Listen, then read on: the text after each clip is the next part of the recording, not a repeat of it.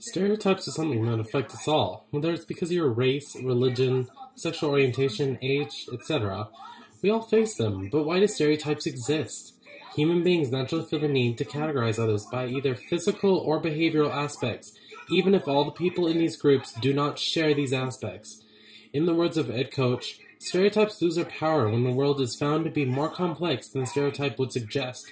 When we learn that individuals do not fit this group stereotype, then it begins to fall apart.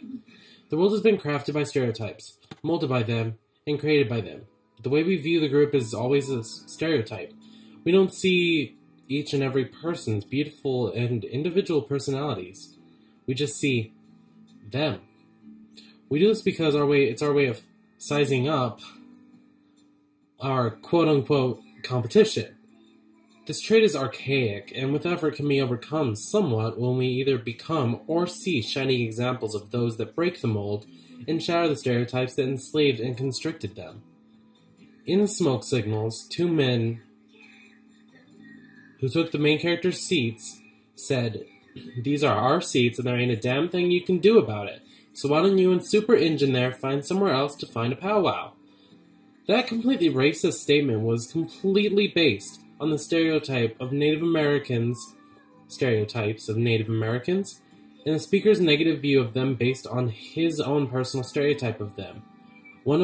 On the other hand, the two Native American girls, also from Smoke Signals, view the stereotypes almost like a joke, because they were able to realize these stereotypes don't hold true. The one girl even says after she asked Thomas if he needs a ride, "What are you going to trade for it? We're Indians, remember? We barter." And after he tells the story, she says, "I think it was a prime example of the oral tradition." She says all of this sarcastically, as though she views the stereotypes as a joke. These two views of stereotypes hold a special prevalence in the film, as well as being able to leave a lasting mark on me and my own views of stereotypes. You can change the world if you change or shatter stereotypes, but that is easier said than done. When you meet a person, I challenge you to view them by their personality and not the stereotypes that fit certain aspects of their personal identities or physical appearances.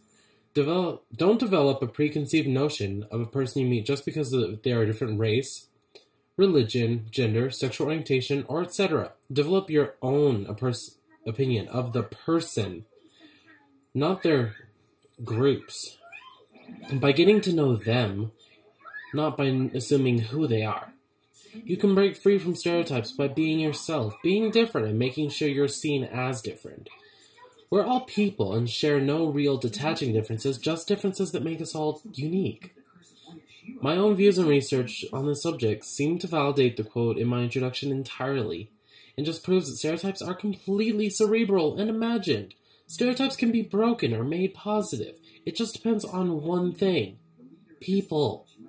People decide where the stereotypes lead us, if the stereotypes will be broken, and what the stereotypes entail. It's up to you to change stereotypes, change people, and most importantly, to change the world.